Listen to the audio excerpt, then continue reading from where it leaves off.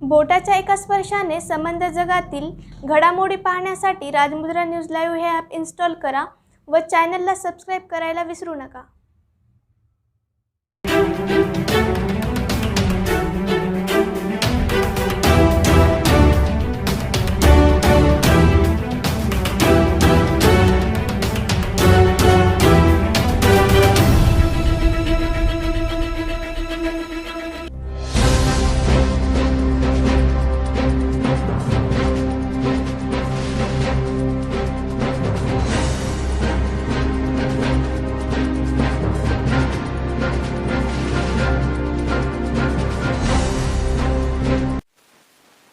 नमस्कार, मी मुरलीधर हंबर्डे। राजमुद्रा न्यूज लाईव्हच्या या शिक्षण मुद्रा सत्रात आपल्या सगळ्यांचं मनपूर्वक स्वागत। शिक्षण मुद्रा सत्रामध्ये आपण ज्या व्यक्तींनी शिक्षण क्षेत्रामध्ये अतिशय संवेदनशीलपणे काम केलेलं आहे आणि आपल्या कामाची मुद्रा ज्यांनी समाज मनावर उमटवलेली आहे अशा व्यक्तींना बोलतं करतो। या सत्रामध्ये आपल्या कार्याने आणि आपल्या कामाने ज्यांनी काळाच्या काळजावर घामाने नक्षी उमटवलेली आहे अशा व्यक्तींनाही आपण या ठिकाणी बोलतं करतो। आजचा कार्यक्रम विशेष आहे, आजचं सत्र विशेष आहे। एक विशेष व्यक्ती आज आपल्या या ठिकाणी आहे। एक बहुस्पर्शी आणि बहुआयामी व्यक्तिमत्व आज आपल्या इथे उपस्थित आहे। त्यांना आपण बोलतं करणार आहोत। तुमच्या आणि आमच्याही मनातले प्रश्न आपण विचारणार आहोत। हा संवाद निश्चितच दिलखुलास होईल, याबद्दल दुमत असण्याचं कारण नाही। आज आपल्यासोबत आहेत ज्यांनी नांदेड विद्यापीठामध्ये कुलगुरू असताना अतिशय नाविन्यपूर्ण उपक्रम या ठिकाणी राबवले आणि नांदेड विद्यापीठाचा ठसा ज्यांनी देश पातळीवर उमटवला असे नांदेड विद्यापीठाचे माजी कुलगुरू, त्यासोबतच ज्यांनी नांदेड विद्यापीठाच्या नंतर लखनौ विद्यापीठामध्ये सुद्धा कुलगुरू पदावर राहून ज्यांनी आपल्या कार्याचा ठसा या ठिकाणी उमटवलेला आहे। यासोबतच अतिशय वेगवेगळ्या क्षेत्रामध्ये मी जसं मगाशी म्हणालो की बहुस्पर्शी व्यक्तिमत्व आहे। वेगवेगळ्या क्षेत्रामध्ये काम करत ज्यांनी आपल्या कार्याची चुणूक दाखवलेली आहे। मराठा आरक्षणाच्या संदर्भात ज्यांनी शासनाला 1,500 पानांचा अहवाल पाठवलेला आहे आणि मराठ्यांना आरक्षण मिळावं याच्यासाठी सातत्याने प्रयत्न ज्यांनी केला, ते असं एक सुंदर व्यक्तिमत्व, अभ्यासू व्यक्तिमत्व आज आपल्यासोबत आहे। तर चला स्वागत करूया डॉक्टर सर्जेराव निमसे सरांचं। सर, या कार्यक्रमात आपलं मनपूर्वक स्वागत। सर, आपण मांडवा हे आपलं गाव, अगदी मांडव्यापासूनचा एक ध्येयवेडा तरुण ते 2 विद्यापीठांचे कुलगुरू, हा प्रवास खरं तर स्वप्नवत वाटतो आज बघितला। आपण मागे वळून ज्यावेळी बघतो, एक सिंहावलोकन आपण ज्यावेळी करतो, त्यावेळी हा प्रवास एक काय म्हणू, एक जादूई वाटतो किंवा इथपर्यंतचा प्रवास हा एखाद्या तरुणाला सुद्धा प्रेरणा देणारा असा आहे। सर, या ठिकाणी आज आपल्याशी संवाद साधताना पहिला प्रश्न असा माझ्या मनामध्ये येतो की अहमदनगर जिल्ह्यातलं मांडवा हे छोटंसं गाव, अतिशय काही उंबरे असलेलं असं गाव आणि शेतकरी, जिथे जास्त शेतकरी कुटुंब आहेत असं गाव, त्या गावचा आपला जन्म, आपलाही जन्म एका शेतकरी आणि साधारण कुटुंबामध्ये झाला। तिथपासूनचा आपला आजपर्यंतचा जो हा प्रवास आहे, आपण जर मागे वळून सिंहावलोकन केलं तर एक मांडव्याचा एक ध्येयवेडा तरुण शिक्षण क्षेत्रात आला आणि त्याने एवढी मोठी झेप घेतली की 2 विद्यापीठाचा तो मुलगा कुलगुरू झाला आणि आज आपण 2 विद्यापीठाचं कुलगुरूपद या ठिकाणी भूषवलेलं आहे। आणि नॅशनल सायन्स काँग्रेस सारखं जिथे अनेक शास्त्रज्ञ या ठिकाणी होते, असं नॅशनल सायन्स काँग्रेसचं अध्यक्षपद आपण भूषवलेलं आहे। अनेक शास्त्रज्ञांनी ते पद अगोदर भूषवून ठेवलेलं आहे। असं हे मानाचं पद आहे आपण भूषवलेलं आहे आणि वेगवेगळ्या क्षेत्रामध्ये आपलं काम फार मोठं आहे। मराठा आरक्षणाच्या संदर्भातही शासनाच्या अनेक समित्यांवर आपण या ठिकाणी होतात। आपण शासनाला मगाशी जसं म्हणालो की आपण 1,500 पानांचा अहवालही पाठवला। तर हा प्रवास नेमका कसा होता? मांडव्याचा एक तरुण ते 2 विद्यापीठाचा कुलगुरू आणि हा सगळा कामाचा मोठा पट, याबद्दल आपण काय सांगाल? अहमदनगर जिल्ह्यातील मांडवा हे 1500 ते 1600 लोकवस्तीचं गाव आहे जी। प्रामुख्याने सर्व शेतकरी कुटुंब आहे। माझे वडिलांची शेती मुख्य उद्योग होता। आम्ही 6 भाऊ होतो आणि सर्वसाधारण परिस्थिती प्रत्येक गोष्टी।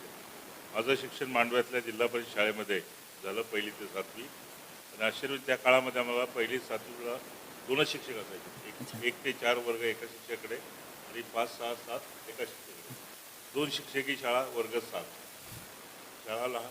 अशा परिस्थितीत आमचं शिक्षण झालं। आता आपण पाहतो मुलावर जो खर्च होतो, चांगली गोष्ट आहे, खर्च करणे चांगली गोष्ट आहे, पण आम्हाला अत्यंत वेगळ्या परिस्थितीत होऊन द्यावं लागलं, प्रतिकूल परिस्थिती। आणि त्यात एक फायदा पण असं झाला। मला आठवत आहे की मी ज्यावेळेस 6वी 7वीला होतो त्यावेळेस मला 1ली ते 3री 4थी गणित शिकवावं लागायचं, कारण शिक्षक अपुरे होते। कळत न कळत मला तेव्हापासून टीचिंगची आवड निर्माण झाली आणि पुढे मला इंजिनिअरिंगला गव्हर्नमेंटमध्ये संधी मिळत होती, मी गेलो नाही। माझ्या डोक्यात कुठेतरी बसलं होतं की आपल्याला गणिताची आवड आहे, आपण गणितज्ञ व्हावं। मी टेक्निकल कोर्स न जाता गणितामध्ये PhD केलं आणि प्राध्यापक झालो. याबद्दल मला कधी वाईट वाटत नाही. इंजिनियर झाल्यापेक्षा मला आनंद आहे. योगायोगाने मी 2 विद्यापीठाचा कुलगुरू झालो. हो. ते नसलं जरी झालं तरी मी एक मॅथमॅटिक्सचा एक सक्सेसफुल टीचर झालो. निश्चितपणे मला आवडलेलं आहे. सर आपण नगर महाविद्यालयामध्ये अहमदनगरच्या महाविद्यालयात गणिताचे एक प्रोफेसर होतात किंवा गणिताचे एक आपण शिक्षक म्हणून त्या ठिकाणी काम केलेलं आहे आणि तिथे प्राचार्य म्हणूनही आपण या ठिकाणी होतं. तर त्याच्या नंतर म्हणजे अगोदरचं किंवा आपलं शिक्षण झाल्यानंतर हा गणिताचा आपण गणिताकडे नेमके कशा वळलात आणि त्या प्राचार्य पदापर्यंत आपण कसे पोचलात? गणिताचं मी आधी म्हटल्याप्रमाणे शाळेपासून मला आवड होती. योगायोगाने मला 11वीला म्हणजे ज्यावेळेसच्या मॅट्रिकला कॉलेजमध्येच गणितात चांगले मार्क मिळायचे. विद्यापीठ स्टँडिंग असायचं. तर मला एक मनात असं घेतलं होतं की आपण गणितज्ञ व्हावं, इतर काही पैसे कमवण्यापेक्षा गणितज्ञ व्हावं म्हणून मी झालो आणि प्राध्यापक म्हणून त्या काळात सहज नोकरी लागायची लागली. मी 34 वर्ष कुलगुरू होण्यापूर्वी मॅथमॅटिक्सचं टीचर म्हणून काम केलं. त्यातले काही वर्ष शेवटचे 5 वर्ष मी प्राचार्य होतो. पण प्राचार्य असतानाही आधीही नंतरही मी MSc वर्गाला शिकवत असतो. कारण मॅथमॅटिक्स शिकवणं ही माझी पहिली आवड आहे. आणि हे करत असताना सतत मला जाणवलं की आपला जो ग्रामीण भागात तरुण आहे त्याला जर चांगलं आपण माहिती शिकवल्यावर चांगल्या पद्धतीने तर गणितासारख्या अतिसूक्ष्म विषयातसुद्धा तो प्रावीण्य मिळू शकतो. माझं स्वतःचं उदाहरण आहे. आणि गणित असा विषय आहे की तुम्हाला खूप दारात खुले होतात जर त्यात प्रावीण्य असेल तर. आणि त्या दृष्टीने मला फायदा झाला गणित या विषयाचा. मी पुणे विद्यापीठात प्राधिकरणात काम करताना 3 वेळा गणित अभ्यास मंडळाचा अध्यक्ष होतो. विज्ञान विद्याशाखाचा अधिष्ठाता होतो. मॅनेजमेंट काउन्सिल सदस्य होतो. या सर्व ठिकाणी मला माझं गणिताचं बॅकग्राऊंड हे निश्चितपणे उपयोगी पडलं. निश्चितच सर, गणित विषय शिकणाऱ्याच्या, गणिताची आवड असणाऱ्याच्या किंवा गणिताचा विद्यार्थी असणाऱ्याच्या प्रत्येकाच्या अंगी एक शिस्तबद्धता असते, एक शिस्त असते आणि ते आपलं आयुष्यसुद्धा मला असं वाटतं की अतिशय छान पद्धतीने, सुरेख पद्धतीने ते रेखतात किंवा त्याला एक अतिशय सुंदर वळण देतात. सर, याच संदर्भातला माझा प्रश्न आहे की आम्ही मूळचे नांदेडचे असल्यामुळे एक नांदेडवासी म्हणून माझा प्रश्न आहे किंवा आसपासचे नांदेडकर म्हणून एक लोकांच्या मनातला प्रश्न आहे की नांदेडला विद्यापीठामध्ये आपण कुलगुरू म्हणून आल्यावर अनेक नवे बदल केले. सगळ्या नांदेडकरांना किंवा आसपासच्या सगळ्या जिल्ह्यातल्या लोकांना माहिती आहे. तर यामध्ये आपण सर अनेक डिपार्टमेंट्स नवे सुरू केले, नवीन भरती आपण या ठिकाणी केली, बरेच म्हणजे जुन्यांना या ठिकाणी बाजूला सारून नव्यांना बऱ्याच संधी दिली आणि ज्याला काय म्हणू की आपण एक जीर्णोद्धार किंवा पुन्हा एक नव्याने झळाळी देण्याचा विद्यापीठाला आपण प्रयत्न केला आणि या सकारात्मक गोष्टीची प्रचंड चर्चाही त्या काळामध्ये झाली. अनेक अगदी शासनाने सुद्धा याची दखल घेतली आणि अनेक नाविन्यपूर्ण उपक्रम राबवले. सर, हे करत असताना, यामध्ये बदल करत असताना कुठले कुठले विद्यापीठामध्ये आपण त्या काळामध्ये नवीन उपक्रम या ठिकाणी आणले आणि हे करतानाचा आपला अनुभव काय होता?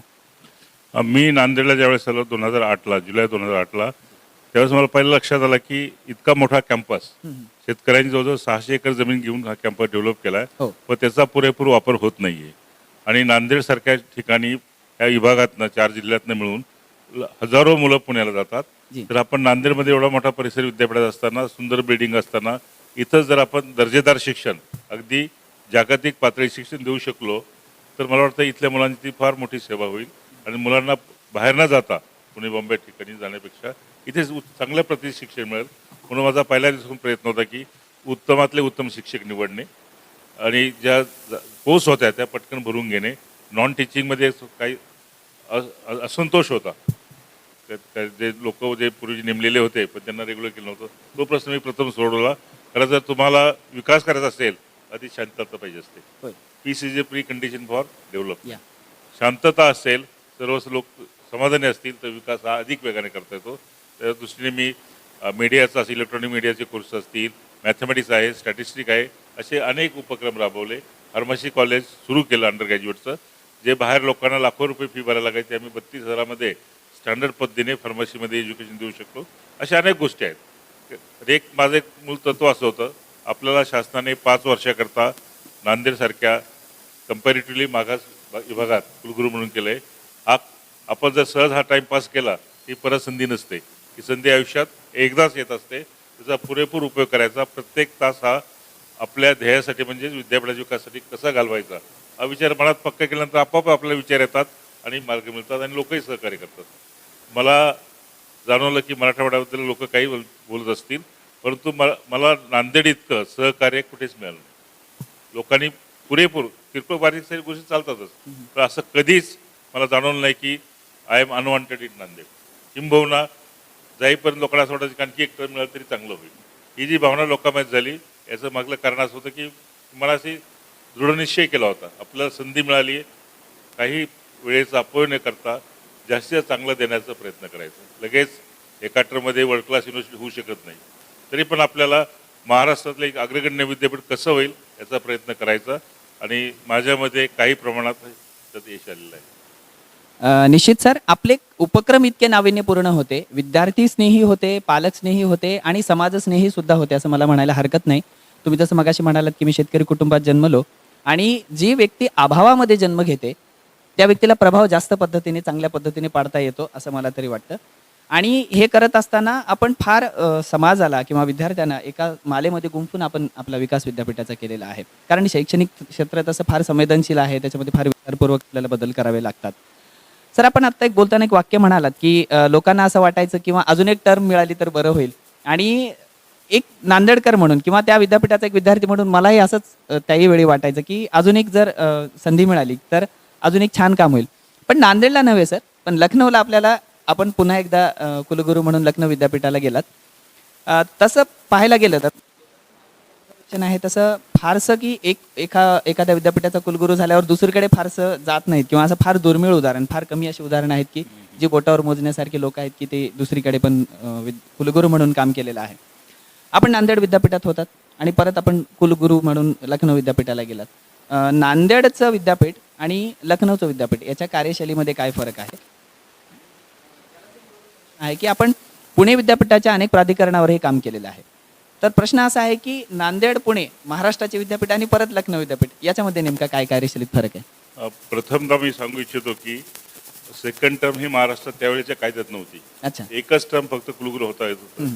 आणि मी वयाच्या 64 सालापर्यंत कुलगुरू म्हणून नांदेड राहिलो. त्यानंतर महाराष्ट्र शक्य नव्हतं.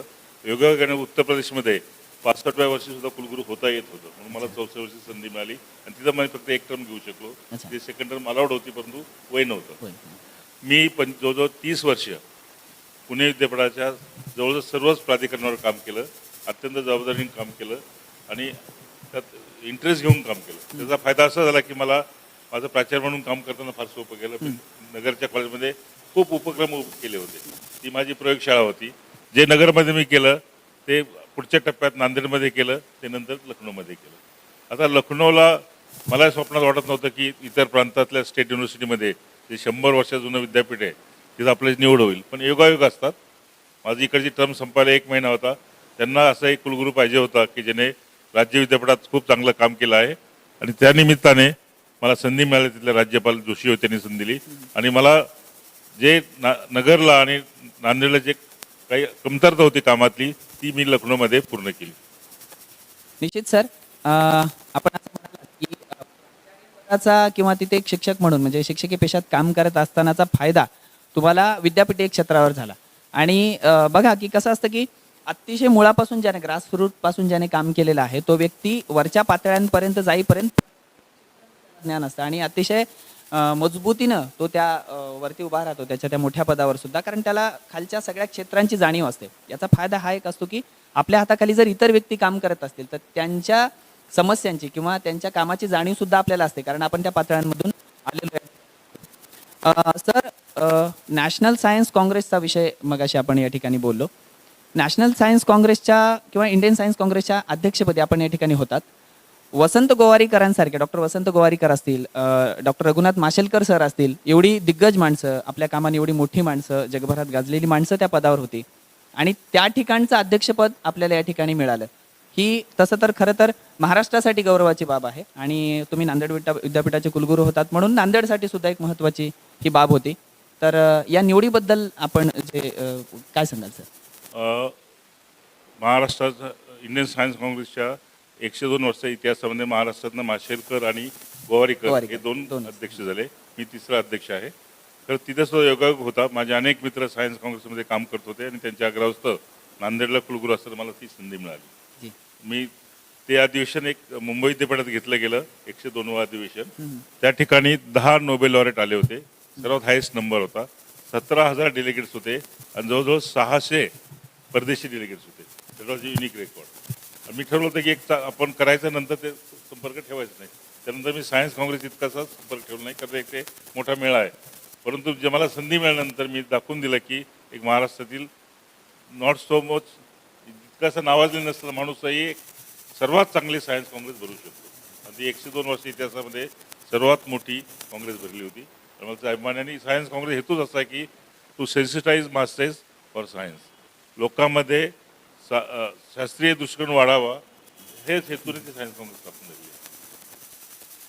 आहे. सर, एकंदरीत शिक्षण क्षेत्रामध्ये रमलात.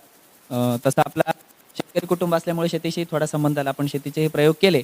पण आपलं मुख्य क्षेत्र किंवा मुख्य कार्य हे शिक्षण राहिलेलं आहे. आणि मगाशी मी बोलताना म्हणालो की अतिशय संवेदनशील असं क्षेत्र आहे. आपण प्राचार्य असेल किंवा पुन्हा कुलगुरू असेल किंवा वेगवेगळ्या ठिकाणी आपण अध्यापनाचं या ठिकाणी काम केलेलं आहे. शिक्षण हा तुमचा एक स्थायी भाव आहे किंवा एक मूळची आवड आहे. सर, एक राष्ट्रीय शिक्षण धोरण येऊ घातले नवीन. त्याच्याबद्दल अनेक लोक चर्चा करतायत. त्याच्याबद्दल जेवढ्या सकारात्मक चर्चा होत आहेत तेवढ्या नकारात्मकही चर्चा होत आहेत. आणि सामान्य लोकांच्या आकलनापलीकडचं असतं शिक्षण धोरण. कधी त्यांना ते फारसा संबंध त्यांचा नसतो. पण एकंदरीत देशाच्या शिक्षणावर त्याचा परिणाम मात्र निश्चित होतो. आणि येणाऱ्या पिढ्यांवर किंवा पिढ्यांच्या करिअरपासून ते अगदी त्यांची मूल्ये जी मनामध्ये रुजलेली असतात, या सगळ्यावर एकंदरीत फार मोठा परिणाम या शिक्षणाच्या धोरणाचा होत असतो.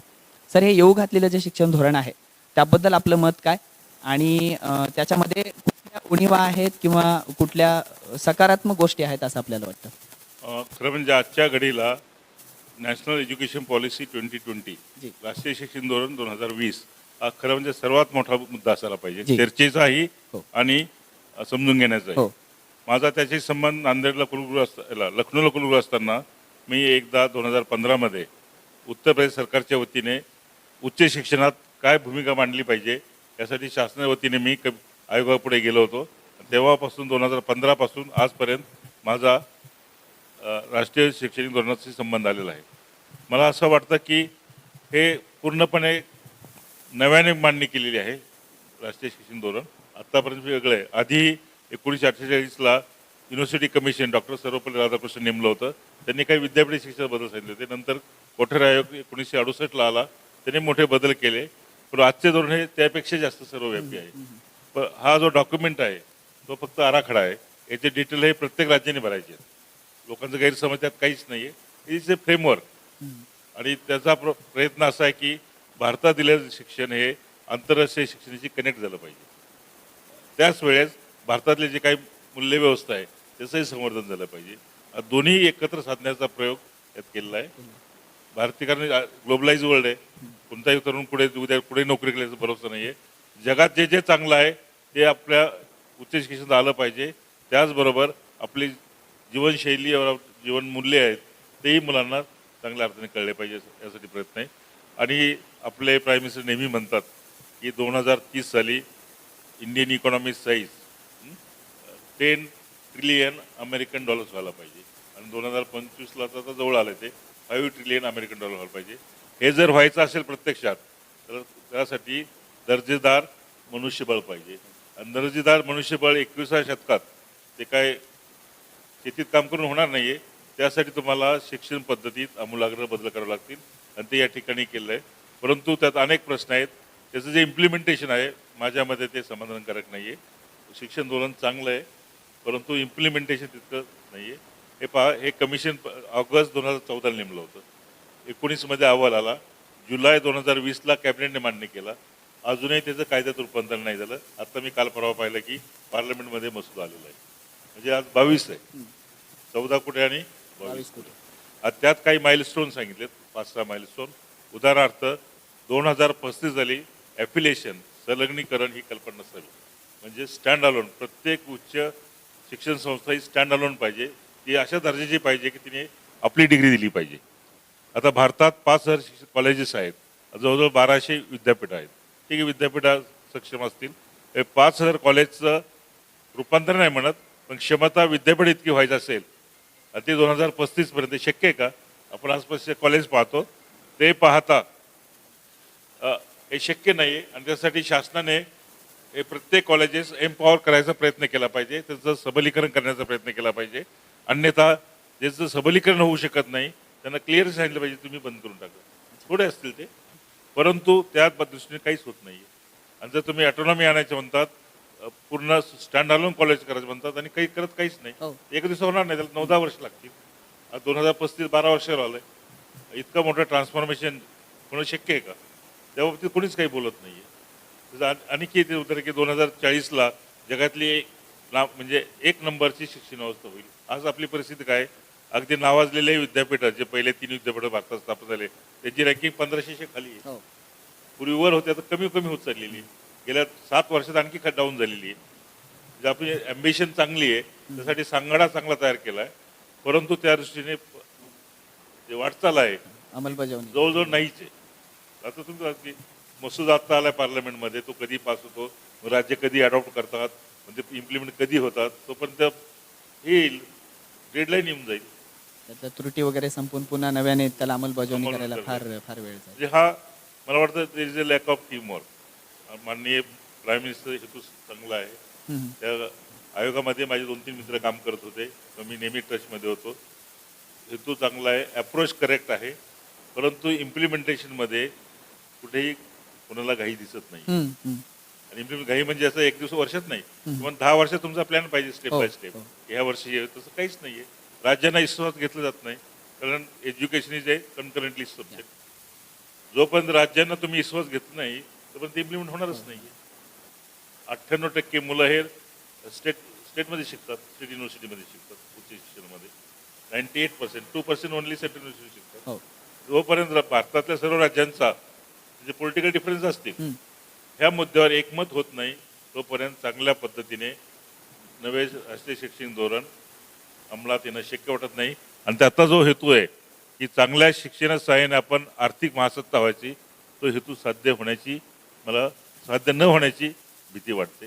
त्यासाठी लोकांमध्ये, पालकांमध्ये, विशेषतः विद्यार्थी वर्गामध्ये जागरूक व्हायला पाहिजे की नवे शैक्षणिक धोरण थोडे गुंदोष असतील ते ओव्हरकम करून in a time phase manner वेळापत्रक तयार करून ते इम्प्लिमेंट केलं पाहिजे. त्यासाठी तुम्हाला शासनाला भरपूर निधी देण्याची गरज आहे. हाच प्रश्न सर अजून थोडासा मी याच अनुषंगाने प्रश्न विचारतो. आपण 2 मुद्दे फार महत्त्वाचे या ठिकाणी बोललात. एक, आपल्या अर्थव्यवस्थेचे अजस्र आकडे आपण बोलतो, म्हणजे इतके की सामान्य लोकांच्या आकलनाच्या पलीकडे असतात ते. ट्रिलियन्स म्हणजे वगैरे काय काय कळत नाही. कळतच नाही ते लोकांना. अमेरिकन डॉलरमध्ये. आणि सामान्य लोकांचा तसा अर्थार्थी काही संबंध नाही त्याच्याशी, असं एक. आणि त्याची अंमलबजावणी तर अजून झालीच नाही, किंवा ज्यांनी जेवढं डेडलाईन दिली होती तिथपर्यंत होईल याची शक्यताही नाही. आता जर कमीच वाटायला लागली. दुसरा मुद्दा आपण सर या ठिकाणी कलाम साहेबांचं स्वप्न जे होतं महासत्ताकचं 2020चं, आपण त्या ठिकाणी 2020चं फार सुंदर एक मुद्दा आपण या ठिकाणी बोललात. अर्थव्यवस्थेचे आकडे वाढणं आणि कलाम साहेबांच्या स्वप्नातली जी महासत्ताक भारताची सत्ता होती किंवा महासत्ताक भारत होता, या दोन्ही स्वप्नापासून आपण फारकत घेतलेली आहे. आता असं सध्या तरी चित्र आहे, किंवा होईल की नाही, सध्या तिथपर्यंत आपण जाऊ शकू की नाही, हा एक महत्त्वाचा प्रश्न आहे. या प्रश्नांना आपण जसं दोन्ही प्रश्नांना आडगळीत टाकलंय, मला असं वाटतं की राष्ट्रीय शिक्षण धोरण जे आहे याच्यावर देशभरामध्ये तुम्ही जे म्हणालात की मोठी चर्चा व्हायला हवी होती. खरं तर आज या धर्म किंवा इतर सगळ्या ह्या गोष्टी सोडून राष्ट्रीय शिक्षण धोरणावर चर्चा व्हायला हवी होती. सर याच्यावर चर्चा नाही होत, किंवा हे मुद्दे देशाला त्यांच्या पक्षात पण होत नाही, पक्षातही होत नाही. स्वतः जरी ते पक्षात होत नाही, त्यांच्या मिनिस्ट्रीमध्ये होत नाहीये. एज्युकेशन मिनिस्ट्रीमध्ये ज्या प्रमाणात चर्चा व्हायला पाहिजे नाही, चर्चा नाही होत. सर मग यामागे नेमकी कुठली मुद्दे असावेत किंवा कुठल्या गोष्टी कारणीभूत असाव्यात असं आपल्याला वाटतं? मुद्दाम कोणी करत नाही, पण जी प्रचलित कार्य पद्धती आहे केंद्र शासनाची ती त्याला जबाबदार असते की ज्याचा संबंध सर्व समाजाशी येतो, पण तो कोणत्या पार्टीचं कोणतं सरकार आहे वगैरेच्या पेक्षा तो भारतीय आहे आणि भारतीय समाजाचा महत्वाचा घटक आहे, म्हणून त्याला विश्वासात घेऊन हे बदल केले पाहिजे. बदल तर केलेच पाहिजे, पण त्यांचा विश्वासात घेऊन त्यांना पटवून दिलं पाहिजे. आता आपण ज्या आधी म्हणलं की अब्दुल कलाम साहेब आणि आत्ताचं सरकार, जी अब्दुल कलाम साहेबचा हेतूच होता की आपल्याला वर्ल्ड पॉवर व्हायचं, सुपर पॉवर ॲसेट नाही व्हायचं की आपल्याला दुसरं अन्याय करायचं. सुपर पॉवर कलाम साहेबांच्या स्वप्नात असं होतं की India shall become a world power to have the quality life to a common citizen. सर्वसामान्य माणसाला चांगलं जीवन जगण्यासाठी आपल्याला सुपर पॉवर व्हायचं, not for controlling other country, आणि त्यासाठी तुम्हाला पैसे तुमचा इकॉनॉमिक स्तर वाढलाच पाहिजे. त्यांनी ते एक पण सांगितलं, पुरा ही त्यांची योजना होती. स्टँडर्ड ऑफ लिव्हिंग जर वाढायचं असेल. पुरा म्हणजे providing urban facilities in rural area. Okay. त्यांचं म्हणणं की अर्बनायझेशन करण्यापेक्षा तुम्ही खेडोपाडी त्या पद्धती हां. करा, म्हणजे तुमचा एक चांगला कसदार नागरिक हा नुसतं शहरात नाही तर खेड्यात सुद्धा होईल. तर अप्रोच थोडा वेगळा होता, पण हेतू तोच होता. आता आजच्या गव्हर्नमेंटचा हेतू आहे की 10 ट्रिलियन अमेरिकन इकॉनॉमी करायची, हां. म्हणजे एक पैसा चलन वाढेल आणि लोक सुद्धा होईल. ती एक बाजू झाली. हो. पैसा लागतोच, पण जोपर्यंत तुमचं जे ध्येय आहे लोकांपर्यंत चांगल्या पद्धतीने पोहोचलं नाही तर तेव्हापर्यंत पैसा असूनही बदल होतीलच असं नाहीये. मला वाटतं जे काही नव्या शिक्षण धोरणाचे हेतू सांगितले आणि ज्या पद्धतीने अंमलबजावणी करावी, माइलस्टोन अचीव्ह करावेत याबद्दलचे गायडन्स दिलेले आहे. जे कॅबिनेटने 29 जुलै 2020ला मान्य केलंय, त्याला सुद्धा 2 वर्ष होऊन गेली. होय. म्हणून 2020 म्हणतो आपण, हो. 19 दिले पॉलिसी, ते सुद्धा अजून समजून फार कमी लोकांनी घेतलेलं आहे. मला प्राईम मिनिस्टरची कमिटमेंट दिसते, अनेक वेळा ते बोलतात त्यावर. हां. पण बाकी लोकांची तितकी दिसत नाही. म्हणजे एकंदरीत मुद्दा असा आहे की हेतू चांगला आहे, योजनाही चांगली आहे, अंमलबजावणीमध्ये आपण कुठेतरी आपली थोडीशी गडबड होते मोठा आहे. कोण आहे मोठा. हा, तो खूप मोठा आहे. आणि याच्यामध्ये सर इथेच नाही, अनेक प्रश्नांमध्ये किंवा अनेक आपण योजनांमध्ये आपण बघितलं. हो. तीन कायदे असतील शेतकऱ्याविषयी, 3 कायदे असतील. आता जे नवीन मिलिटरी बदले धोरण आहे हो. त्या ठिकाणी तितकी पाहिजे एवढी चर्चा, तेव्हा तुम्ही मोठा बदल करता. उदाहरणार्थ शेती विषयी कायदे, तर आपण थोडंसं वेगळीकडे चाललो. APMC ऍक्ट हा 1954चा agriculture produce marketing committee act, तो आपण पूर्णपणे वेगळ्या पद्धतीने वेगळ्या मानतो. पद्धतीने. तर तो इतक्या जुना ऍक्ट आहे, ते करता तुम्हाला खूप चर्चा व्हायला पाहिजे. हो. त्याचा विरोध झालाच नसता. काही आपल्याला सरकारला काही सूचना दुरुस्त करता आल्या असतात, पण टू पुश थ्रू हे जे धोरण असतं कधी कधी सत्ताधाऱ्यांचं, ते कधी कधी बुमरँग होतं. ज्यांच्यासाठी आपण करतो त्यांना तुम्ही पटवून दिलंच पाहिजे, त्यांना विश्वासात घेतलंच पाहिजे. नक्कीच सर. राष्ट्रीय शिक्षण धोरणाची चर्चा न होण्यामागे कुठले मुद्दे आहेत किंवा कुठल्या गोष्टी कारणीभूत आहेत असा प्रश्न होता माझा, पण तुमच्या बोलण्यातून मला बऱ्यापैकी उत्तर याचं मिळालेलं आहे. सर, एक वेगळा प्रश्न या ठिकाणी आहे. आपण शिक्षणावर भरपूर बोललो, सद्यस्थितीवरही बोललो, अगदी राष्ट्रीय शिक्षण धोरणावरही आपण बोललो. महाराष्ट्रामध्ये अनेक दिवसांपासून एक फार मोठा प्रश्न या ठिकाणी गाजतो आहे आणि अनेक दिवसांपासून तो प्रश्न तसाच्या तसा आहे, त्याच्यामध्ये फार काही बदल झालेला नाही. भिजत घोंगडं ज्याला आपण म्हणतो ते तसंच आहे. मराठा आरक्षणाच्या प्रश्नाविषयी मी बोलतो आहे.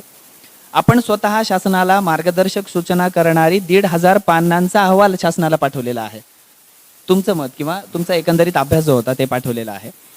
आणि शासनाच्या मराठा आरक्षणाच्या संदर्भामध्ये अनेक समित्या शासनाने नेमल्या होत्या, त्यामध्ये तुम्ही काम केलेलं आहे. अनेक अभ्यास मंडळावर पण आपण होता. आपलं परखड मत आपण वेळोवेळी मांडलेलं आहे. आणि मला असं वाटतं की राजकीय लोक आणि इतर जे अधिकारी वगैरे आहेत किंवा आरक्षणामधली जी मंडळी आहेत यांच्यासोबत आपण बऱ्याचदा मीटिंग्समध्ये या ठिकाणी हजर होतात. आपण बऱ्याचदा हे होतात. आरक्षणाचा अभ्यास आहेच.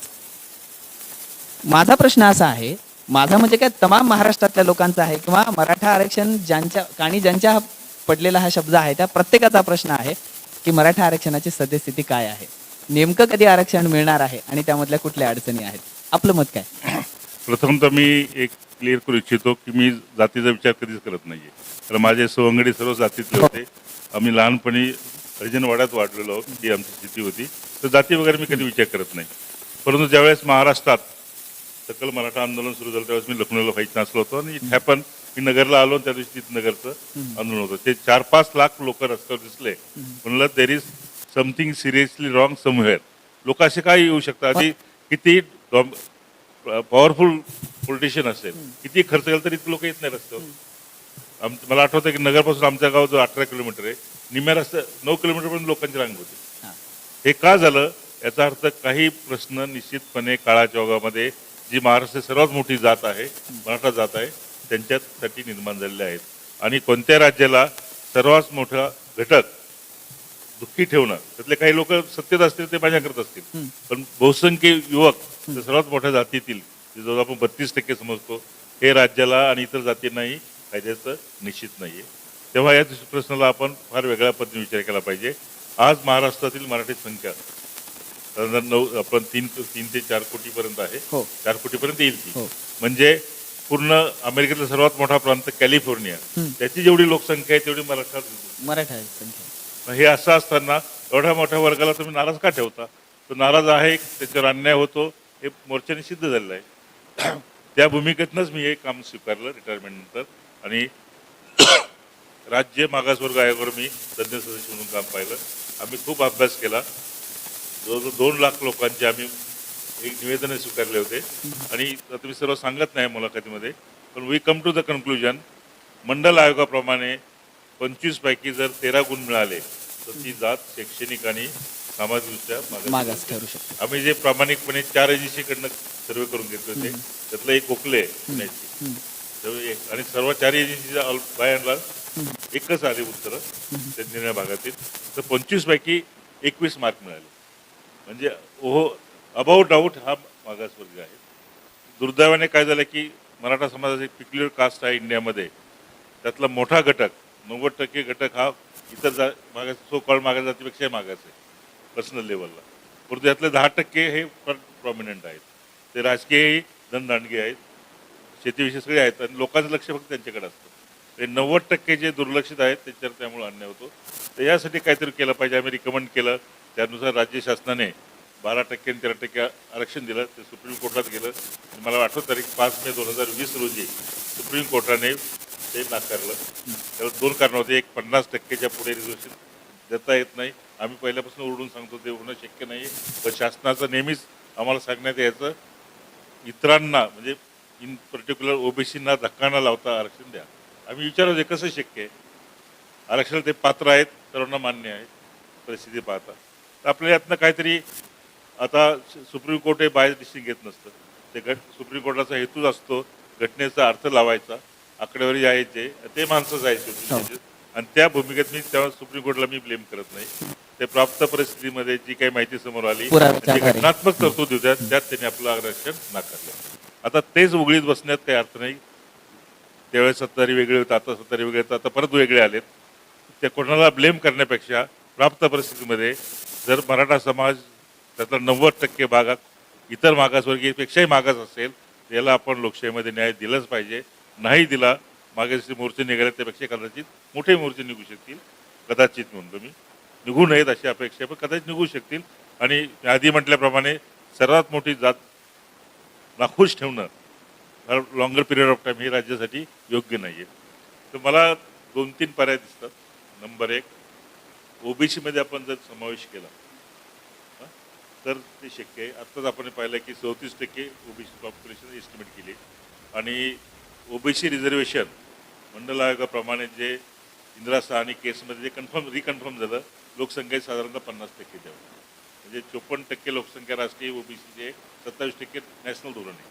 आपल्याकडे जर 34% मराठा व्यतिरिक्त असतील तर आपण 18 ते 19% दिलं तर आपल्याला जवळजवळ 12%ची स्पेस निर्माण होते, ते मराठा देता येईल. तर मला माहिती आहे हे सगळे विरोध करतील त्याला, सत्ताधारी करतील आणि मराठा पुढारीही करतील. तुम्हाला न्याय देऊ हे नका बोलू, म्हणजे काहीच बोलू नका थोडक्यामध्ये. हे नका तुम्हाला न्याय मिळेल पण असं दुसऱ्याला नाव घेऊ नका. तसं होऊ शकत नाही, त्यांना मान्य आहे. काही कोणाला तरी थोड्याफार प्रमाणात दुखवाच लागेल. तर कोणत्याही राजकीय पक्षातील कोणत्याही नेत्याची ती इच्छा नाही आहे. दुसरा उपाय असा आहे, माझं आम्ही कमिशनच्या वतीने आम्ही 2-2.5 वर्ष जवळ काम केलं आणि खूप जवळजवळ 18,000 पानं गोळा केली जवळजवळ आणि 1,000 पानाचे 3 खंड आम्ही ते पब्लिश केले फायनल रनिंग. तर त्यात एक चॅप्टर आमचा असं 4था का 5वा चॅप्टर आहे की मराठवाड्याबद्दल. सर्वात जास्त अन्याय महाराष्ट्रातील, आपण नांदेडमध्ये बोलतो म्हणून नाही बोलत नाही, महाराष्ट्रातील मराठवाड्यातील मराठा समाज थोडेफार वेस्टर्न महाराष्ट्रामध्ये ओबीसी आहेत, नागपूर विभागात बऱ्यापैकी आहेत. इथे जवळजवळ मूळचा जो मराठवाड्यातला आहे तो ओबीसीमध्ये त्याला सर्टिफिकेट निघतच नाही. तर ते आम्ही अभ्यास करताना पाहिलं की आपण जे ब्रिटिशांनी पहिलं सेन्सस जे 1871चं होतं ते पाहिलं. नंतर 1912 का 13ला निजामाने जे सेन्सस केलं होतं उर्दूमध्ये ते जर पाहिलं तर त्यात आपण पाहिलं तर म्हणजे त्यावेळेचे 5 जिल्हे मराठवाड्यातले. तर बीडचं मला आठवतं आहे 39 पॉईंट काहीतरी कुणबी लिहिले आणि बाकी जाती लिहिल्या. जवळजवळ 40% कुणबी, बाकी जाती, मराठा कुठेच उल्लेख नाही. तेच आकडे इकडे येता येता कमी कमी होत चालतात. लातूरमध्ये 30-35% जातात कुणबी आणि बाकीचे मराठा शब्दच नाही. याचं एक साधा इन्फ्लुएन्स आहे लॉजिकल, हे कुणबी म्हणजेच मराठा. आज तितकेच टक्के मराठा आहेत या ठिकाणी आणि त्यावेळेस तितके टक्के कुणबी लिहिलं आहे. तर हे फक्त हे प्रशासकीय धोरण आहे, त्यात काही आयोग वगैरे लागत नाही, कोर्ट काही इन्व्हॉल्व नाही. त्यावेळी जे कुणबी आहेत तेच आजचे मराठा आहेत असं बोर्ड धोरण शासनाने स्वीकारलं. तर एका फटकाऱ्यामध्ये सुद्धा ज्यांना कोणाला कुणबी सर्टिफिकेट हवं असेल त्यांना शासन देऊ शकतं. हे त्यांनी मनावर घेतलं पाहिजे आणि हा मोठ्या प्रमाणात तुम्हाला इतर डिस्टर्ब न करता येईल सुटेल. आणि तिसरा पर्याय असा आहे, कारण राजकीय लोक कोणाला दुखायचं नसतं आणि इतरांना फक्त रेवड्या दाखवायच्या असतात, कोणालाच प्रत्यक्षात कोणालाच काही द्यायचं नाही. तर तिसरा पर्याय असा आहे की आजच्या काळामध्ये जात धर्म विचार न करता आर्थिक निकषावर आपण सुरुवात केली 10% इकॉनॉमिकली विकर सेक्शन. तोच कन्सेप्ट आपण जरा काळाच्या वगैरे पुढे वाढवला, टप्प्याटप्प्याने जातीच्या आधारे कमी केलं, तर आर्थिक निकषावर आपण जर रिझर्वेशनला सुरुवात केली तर सर्वच प्रश्न सुटतील असं माझं प्रामाणिक मत आहे. मॅथमॅटिकल आज आपण पाहतो की 5Gचा टाईम आहे, सगळं आपण पाहिलं की सक्सेसफुली आपण ते केलं, एक्सपेरिमेंट केलं 5Gचं. इंटरनेट ऑफ थिंग्स म्हणतो, बायोसायन्समध्ये इतकी प्रगती झाली आहे. नंतर हे आर्टिफिशियल इंटेलिजन्स, मशीन लर्निंग, या सर्व याच्यामध्ये तुमचं सर्वे असा पाहिजे की ही टेक्नॉलॉजी वापरणारा वर्ग आणि वापरू न शकणारा वर्ग अशी विभाजन करून वापरू न शकणारा वर्ग आहे त्यांना पुढं कसं आणायचं अशा पद्धतीने आपण क्लासिफिकेशन करण्याची गरज आहे. जातीच्या आधारे करण्यापेक्षा निश्चितपणे मग दलित असतील, मराठा असतील, ज्यांना जे संपत्तीपासून दूर आहेत ते वापर करू शकत नाही, ते पुढे येऊ शकतील. एक शास्त्रीय उत्तर होऊ शकतं काळाच्या ओघामध्ये की इकॉनॉमिक क्रायटेरिया लावा, कोणी असो तो. त्यामुळे जे आत्ता जातीच्या आधारे जे रिझर्वेशन मिळतं त्यातले काय म्हणतात बोके असतात ते तेच घेऊन टाकतात. तर त्या जातीतला हे गरीब वर्ग तसंच होतो. राष्ट्रीय पातळीवर आपण पाहिलं आहे की STमध्ये मीना जात जी राजस्थानची तीच 50% जागा घेऊन जाते आणि ते फार छोटी जाते राजस्थानमध्ये. तर अशा अनेक घटना ॲक्सिडेंट होणार नाहीत. इकॉनॉमिक क्रायटेरियात सुद्धा तुम्हाला खरा बॅकवर्डनेस थँक्स टू टेक्नॉलॉजी सहजपणे ट्रेस करणं शक्य आहे. आजकाल कोणाचंही काही उत्पन्न लपवणं सोपं राहिलेलं नाही आहे. तर तुम्ही जर चांगला एक्सरसाइज केला आणि इकॉनॉमिक बॅकवर्ड क्लास केला आणि सोशली बॅकवर्डनेस त्याला असेल त्याला फॅसिलिटी द्या दुसऱ्या, आणि त्यांना, कारण रिझर्वेशन शेवटी काही हँड होल्डिंग, जो स्पर्धा करू शकत नाही, मागे राहिला आहे, त्याला पुढे आणणे आणि इतराबरोबर घेणे. आणि आजच्या काळामध्ये मागे राहण्याचं मुख्य कारण असतं की त्याच्याकडे आर्थिक सुविधा नसते. त्याच्याकडे आर्थिक पैसा आहे, तर मग तो कोणत्या जातीचा असो तो बरोबर पुढे जातो. तर तो एक आपण काळाच्या ओघात विचार केला पाहिजे. जातीच्या आधारे वाढण्यापेक्षा let us rethink about the reservation policy. आपण सर्व समाज हा कोणीही बिलो पॉवर्टी लाईन करण्याचा दृढनिश्चय करायचा. जोपर्यंत होत नाही तोपर्यंत जे गरीब आहेत त्यांना आपण काहीतरी सवलत देऊन पुढे आणायचं. हा एक सायंटिफिक मार्ग आहे. आणि मधल्या काळामध्ये ते होईपर्यंत आपण सांगितल्याप्रमाणे OBCमध्ये किंवा कुणबीचं सर्टिफिकेट देऊन मराठवाड्याचा प्रश्न आपल्याला सोडवतो.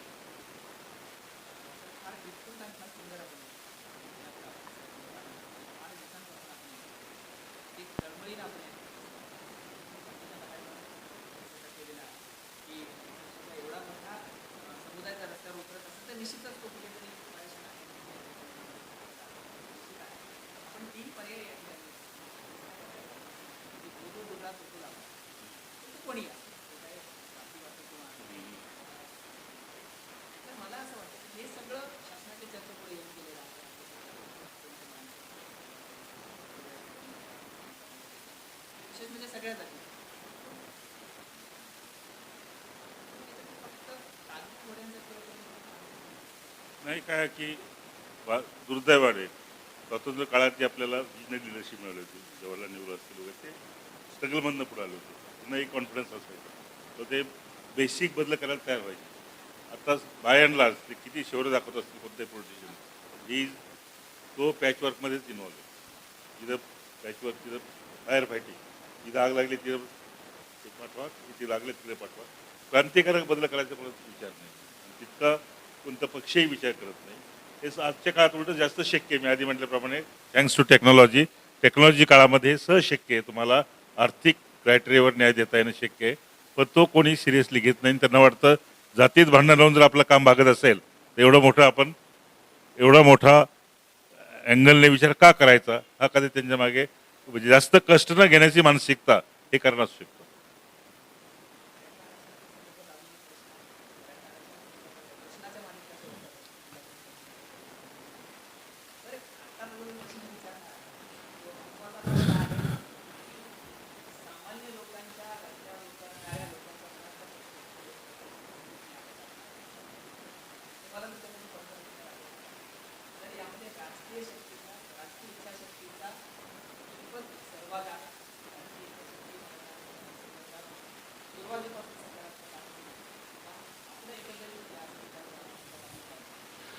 मला वाटतं की ह्या प्रश्नाबद्दल सुरुवातीपासून मंडल आयोगाच्या काळात आपल्याला संधी होती द्यायचं. राजकीय इच्छाशक्तीचा अभाव आहे. अभाव म्हणण्यापेक्षा त्यांना एक भीती वाटते, आपण असं केलं तर तो वर्ग नाखुश होईल. मग ते असा विचार करतात सोयीस्कर, आता आपल्याबरोबरच आहे, त्यांना नाखुश का करायचं, असं प्रत्येक पुढाऱ्यांनी तो विचार केला. मराठा पुढाऱ्यांनी विशेषतः हे आपल्याबरोबरच आहे, इतरांना नाखुश का करायचं. तर ह्या लोकांनी जे जे कोणी at the helm of affairs असतील, जे नेते असतील, त्यांनी असा विचार केला पाहिजे, आजच्या 21व्या शतकाच्या संदर्भात समाजासाठी योग्य काय. मी मराठा नेता असो अगर दुसऱ्या जात असो, जो काही योग्य निर्णय असेल ते घेण्याचं धारिष्ट तेवढं त्याने मनाचा मोठेपणा किंवा मनाचा भक्कमपणा दाखवला पाहिजे, तर हे सहज शक्य आहे, अन्यथा नाही. आणि ती मानसिकता आजच्या काळामध्ये पॉवर ऑफ पॉलिटिक्स जे आहे ॲडजस्टमेंटचं, त्यात ते बसत नाही आहे. सर, एक महत्त्वाचा प्रश्न आपण उत्तरार्धाकडे या ठिकाणी जाताना, शेवटाकडे जाताना एक प्रश्न मला मनामध्ये जाणवतो. मी जसं मगाशी म्हणालो की आपण गणिताचे प्राध्यापक म्हणून काम केलेलं आहे, आपण कॉलेजचे प्राचार्य या ठिकाणी होतात आणि 2 विद्यापीठाचे आपण कुलगुरू होतात आणि अनेक शैक्षणिक क्षेत्रामध्ये आपण फार विस्तृत काम केलेलं आहे. फार मोठं आपलं काम आहे. अनेक ठिकाणी आपली व्याख्यानंही आम्ही ऐकलेली आहेत आणि शिक्षणावर फार अधिकारवाणीनं आपण नेहमी बोलता. तर सध्याची शिक्षण व्यवस्था बदलते आहे. आपण राष्ट्रीय शिक्षण धोरणावर या ठिकाणी बोललो. दिवसेंदिवस शिक्षणात बदल होतात आणि शिक्षण हे अत्यंत संवेदनशील असं क्षेत्र आहे, ज्याच्यामध्ये फार मोठे बदल सतत होतात किंवा काळानुरूप त्याला आपल्याला सतत ठेवावं लागतं. सर, शिक्षण बदललं की विद्यार्थ्यांच्या करिअरचे प्रश्नही ओघाने बदललेच किंवा विद्यार्थ्यांना ती शिक्षणाची मूल्य आत्मसात करून आयुष्यासाठी पुढे जावं लागतं. कारण करिअर हा शब्द फार मोठा आहे. आपण केवळ पोटार्थी अनुषंगाने बऱ्याचदा तो वापरतो, पण शिक्षणाच्या बदलत्या प्रवाहांमध्ये विद्यार्थ्यांनी आपल्या करिअरकडे कसं बघावं किंवा करिअरच्या दिशा विद्यार्थ्यांनी नेमक्या कशा ठरवाव्या, आपला आजपर्यंतचा अनुभव काय सांगतो सर? मला हे सांगायचं की शिक्षणामध्ये आता सुविधा खूप निर्माण झाल्यात. जवळजवळ शिक्षण हे students market, student has a choice कुठे जायचं ते, ही चांगली गोष्ट आहे. तरी पण मी जे आधी सांगितलं की मी शिकत असताना प्राथमिक शाळा 2 शिक्षक आणि 7 वर्ग, तरी आम्हाला कंटेंट चांगला मिळाला. आजकाल काय होतं की थोडंसं वरवर पण आलेलं आहे, नंबर्सना फार महत्त्व आलं आहे सगळ्याच क्षेत्रामध्ये. त्यामुळे जे मूलभूत शिक्षण जे मनापासून मिळायला पाहिजे ते तितकंसं मिळत नाही. त्यासाठी आपल्याला तपासण्याची पद्धती, असेसमेंट, शाळेपासून थोडे निकाल कमी लागला तरी चालेल, पण त्या ठिकाणी आपल्याला स्ट्रिक्ट होण्याची गरज आहे. उच्च शिक्षणाबद्दल निवडताना निश्चितपणे लोकांच्या मनामध्ये, विद्यार्थ्यांच्या मनामध्ये आपलं भवितव्य काय आहे याच्यावरून तो निर्णय घेतो. आणि हे मुलांना लक्षात ठेवा की असं म्हणलं जातं, there is always a room at the top, there is always a room at the top. म्हणजे प्रत्येक क्षेत्रामध्ये तुम्हाला संधी असते आणि असं कोणतं क्षेत्र नाही की त्यामुळेच फक्त तुम्ही विकास कराल आणि दुसऱ्या क्षेत्रामध्ये करणार नाही, ही चुकीची भावना आहे. हे करायसाठी मुलांनी फक्त एक बौद्धिक कुतूहल, ज्याला आपण इंटेलेक्च्युअल क्युरिओसिटी पाहिजे, ते जोपासलं पाहिजे. तुमच्याकडे बौद्धिक कुतूहल असेल, तुम्ही महत्वाकांक्षी असाल, आणि there is nothing to be ambitious. आपल्या जीवनासाठी माणसाने महत्वाकांक्षी असलंच पाहिजे. आणि तिसरं, जो कोणता व्यवसाय तुम्ही निवडताल त्याबद्दल तुम्हाला मनापासून अभिमान पाहिजे. म्हणजे मी नोकरी एक करायची आणि दुसऱ्या नोकरीचं कौतुक करत बसायचं असं. तो शेतकरी असेल, प्रोफेसर असेल, पॉलिटिशियन असेल, he must respect his own profession. ही मानसिकता दुर्दैवाने आपल्या मुलामध्ये नाही आहे. They envy others profession. हे बदलून आपण जे काय निवडाल त्यामध्ये मी टॉपला जाईल, there is a room at the top which is vacant, तिथं मला पोहोचायचं आहे, ही मानसिकता जनरल टर्ममध्ये आली पाहिजे. आणि डिटेलमध्ये असताना आपले कोणी सिनियर्स असतील, घरचे कोणी असतील, वेलविशर असतील, यांच्याशी सतत आपण संपर्क ठेवून काय बदल होत आहेत नोकरी क्षेत्रामध्ये, औद्योगिक क्षेत्रामध्ये, आर्थिक क्षेत्रामध्ये, याचा कानासा घेऊन आपण आपले बदलत गेलं पाहिजे. सुदैवाने नव्या शैक्षणिक धोरणामध्ये फ्लेक्झिबिलिटी भरपूर आहे. तुम्हाला कोणत्याही क्षणी कधी पुढे शिफ्ट होता येतं. अमेरिकेत तर प्रत्येक नागरिक 2 ते 3 प्रोफेशन वेगवेगळे करतो. मुलंही इंजिनिअरिंगचा मुलगा एकदम दुसऱ्या क्षेत्रात जातो. तशी येण्याची आपल्याकडे शक्यता आहे. याच्यामध्ये फक्त आपण विद्यार्थ्यांनी स्वतःच्या करिअरबद्दल, आपल्या आवडीनिवडीबद्दल सजग राहणं हे फार महत्त्वाचं आहे. नक्कीच सर, बदलता काळ आणि बदलत्या काळाचे प्रवाह जे आहेत ते विद्यार्थ्यांनी आत्मसात करायला हवेत आणि आपण जे काम करतो आहोत त्या कामाविषयी आपण सजग राहायला हवं आणि त्याच्या टॉपला जायला हवं.